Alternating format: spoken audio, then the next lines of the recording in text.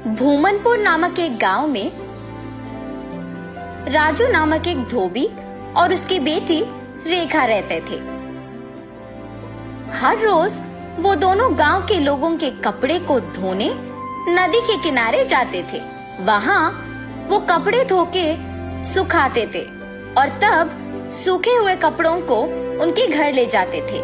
राजू उन कपड़ों को इस्त्री करता था और रेखा इस्त्री किए हुए कपड़ों को तय करती थी। तब जिनको जो कपड़े लौटाना है उन्हें अलग अलग जमा करती थी। ऐसे हर दिन वो मेहनत करके पैसे कमाते थे और ऐसे ही कुछ दिन बीत जाते हैं। एक दिन नदी के किनारे जब राजू अपनी बेटी के साथ कपड़े धो रहा था, तब एक भूत उन्हें देखना शुरू करती है।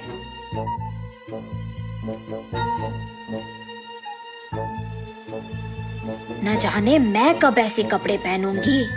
ऐसे उन कपड़ों के पास जाकर उन्हें पकड़ने की कोशिश करती है, लेकिन उन्हें पकड़ नहीं पाती है।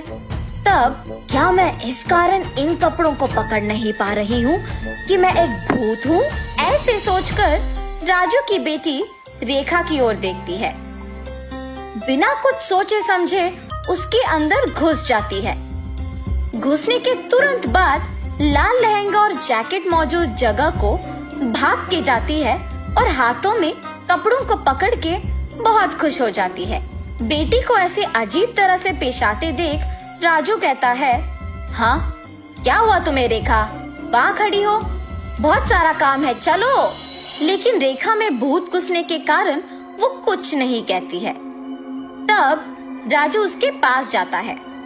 रेखा गुस्से से अपने पिता की ओर बड़ी आंखों से और लंबी नाखून के साथ देखती है। उसे ऐसे देख उसके पिता डर जाते हैं।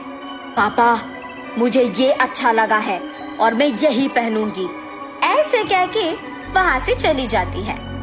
रेखा को ऐसे देख उसके पिता डर डर के घर धीरे से सारे कपड़े लेके पहुँचते हैं। तब तक रेखा वहाँ उसको जो कपड़े पसंद आए वो सारे पहन के तैयार होती है। अपने आप को वो सुंदर कपड़े पहने हुए आईने में देख बहुत खुश हो जाती है। हम सबको वो दिखने में रेखा थी, मगर उसको उसकी असली रूप एक भूत के ही रूप में दिखती थी। और ऐसे ही हर रोज आए हुए कपड़ों में अपने पसंदीदा कपड़े चुनकर उन्हें पहन के तैयार होके अपने आप को आईने में देख खुश होती थी। दिन प्रतिदिन उसका तैयार होने की चाहत बढ़ती जाती है। राक्षस की तरह अपनी बेटी का व्यवहार देख राजू परेशान होता था, मगर अपनी बेटी की सच्चाई को किसी से कह भी नहीं पाता था, और अगर कहा भी तो वो ये सोच के डर जाता था कि उसका नतीजा क्या होगा।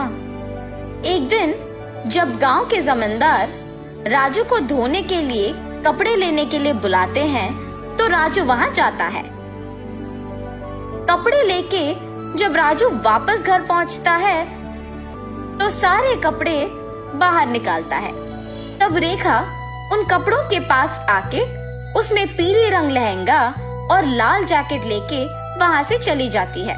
जब राजू को कपड़े लौटाने का समय आया तो वो देखता है कि उसमें पीली लहंगा और लाल जैकेट नहीं है।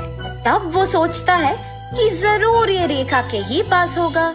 रेखा के कमरे में जाके देखने पर वो उन्हीं कपड़ों में तैयार होके आईने के सामने खड़े होके अपने आप को देखते ही रहती है।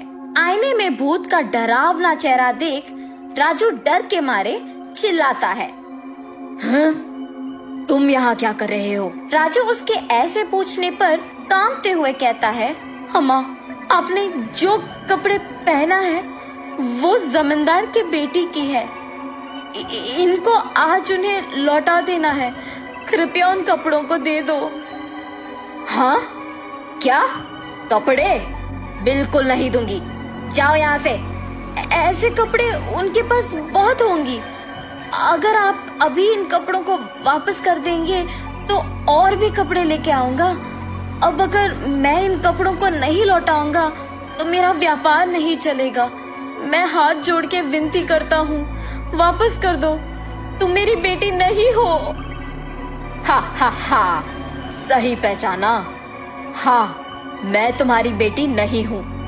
ऐसी और कपड़े हैं? हाँ, बहुत सारे। तो फिर इन कपड़ों की मुझे क्या जरूरत? ऐसे कहकर उन कपड़ों को वहां छोड़ के हवा में उड़ के गायब हो जाती है। ये जान के जमींदार की बेटी के पास बहुत सारे कपड़े हैं, वो सीधा उनके ही घर पहुंच जाती है। अच्छे कपड़ों के लिए सारे कमरे छान मारती है। उस घर में मौजूद जमींदार के परिवार वासियों को राजू की बेटी का व्यवहार कुछ समझ में नहीं आता है। जमींदार की बेटी अपने पिता को बुला के कहती है, पापा पापा, राजू की बेटी रेखा बहुत अजीब तरह से पेश आ रही है। ऐसे कहते ही वो वहाँ जाकर कहता है, ए लड़की, क्या कर रही हो? पागल हो गई हो क्या? जमींदार के ऐसे कहने पर क्रोधित होके रेखा जोर से चिल्लाते हुए अलमारी को उठा के उन पर फेंक देती है।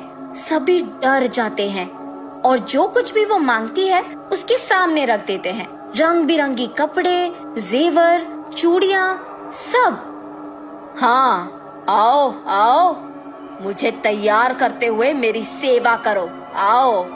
सभी डर के मारे उसके आदेश का पालन करते हैं। उसे तैयार करके उसके सामने ही एक बड़ा आईना भी रखते हैं और सभी उसके पास नीचे बैठ जाते हैं। तभी उसके पिता राजू कपड़ों के साथ जमींदार के घर पहुंचता है। राजू को देख जमींदार गुस्सा होके उस पे चिल्लाने लगता है। वो देख रेखा उसकी शक्तियों का उपयोग करके जमींदार को नीचे गिराती है। क्रोध में पागल होकर सारा सामान जोर जोर से नीचे गिराती रहती है। वहाँ मौजूद सभी को एकदम डरा देती है। एक स्वामी जी ये सब नहीं देख पाते हैं और जमींदार के घर पहुँच जाते हैं। सीधा रेखा के पास जाकर उस पे गंगा जल डालते हैं। कुछ मंत्रों का प्रयोग करके रेखा से उस भूत को बाहर लाके उसे एक बोतल में बंद कर देते हैं। भगवान के रूप में आकर आपने मेरी बेटी को बचाया। उस स्वामी जी का धन्यवाद करके जमींदार से भी माफी मांगकर वहाँ से चले जाता है। दोस्तों, अगर आपको वीडियो पसंद आया तो लाइक और सब्सक्राइब जरूर करना। मैं हूँ बुग्गू, फिर मिलेंगे अगले वीडियो में। टाटा।